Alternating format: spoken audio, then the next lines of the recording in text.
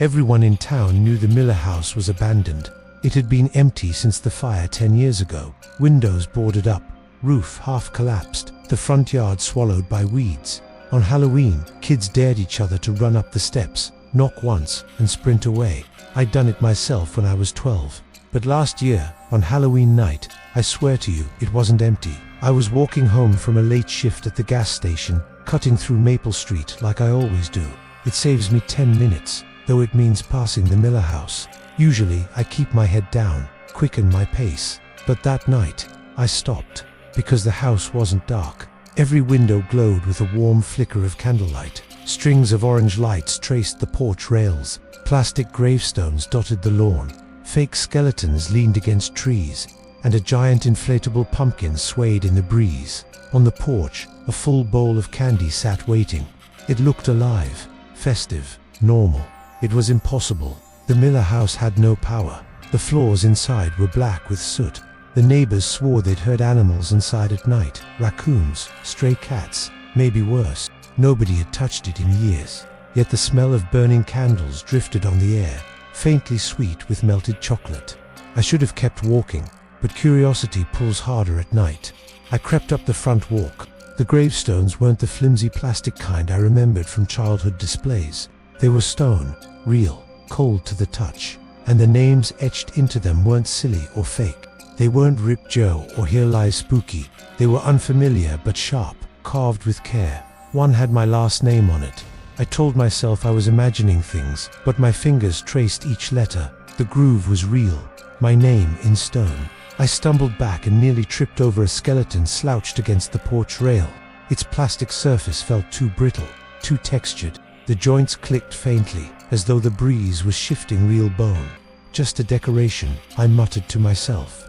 Just someone set this up. I climbed the porch steps. The candy bowl was overflowing, wrappers gleaming.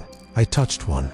The chocolate inside was soft, warm, like it had just been unwrapped. That's when the door creaked open. Not much, just an inch. Enough for a strip of orange light to spill onto my shoes. Inside, I saw a living room alive with Halloween. Cobwebs draped over lamps.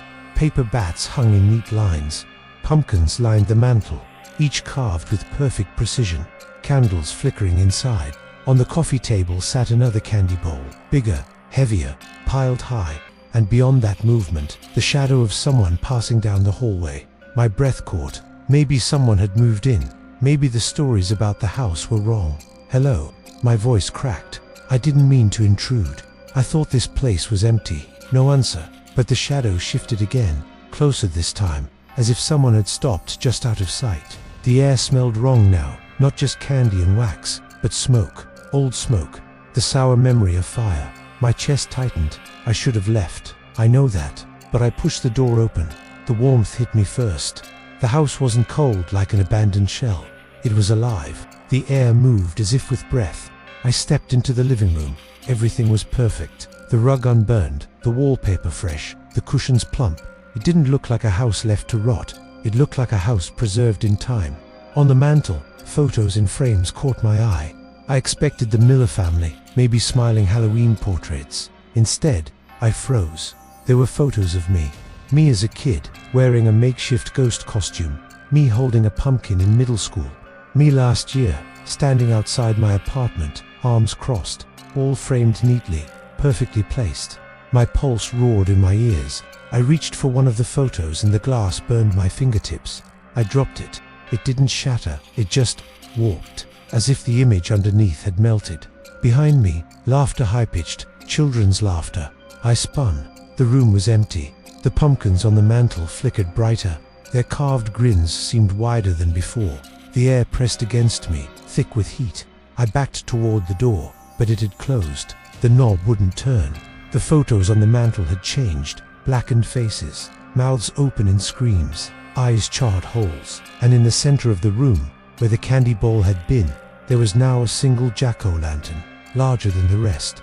Its face jagged and uneven, mouth stretched into something too wide to be human. Inside burned not a candle, but something darker, a smoldering coal, glowing white-hot. It pulsed once, and then the children's voices whispered in unison, "Stay, stay with us." The floor shifted beneath me, soft, like ash.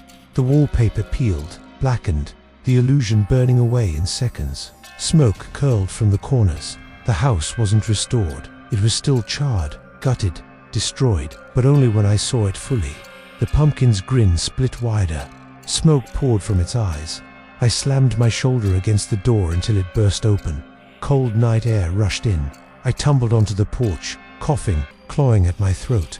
When I turned back, the house was dark, burned, empty, just like it had always been. The decorations were gone. The candy bowls, the lights, nothing but weeds and boarded windows. But in my hand, I was still clutching a piece of candy. The wrapper brittle with age. A brand I hadn't seen since I was a kid. I threw it into the street and ran all the way home. I told myself it was a hallucination, stress, exhaustion, until the next morning when I opened my door, and sitting on my porch, neat and waiting, was a candy bowl, filled with the exact same brand.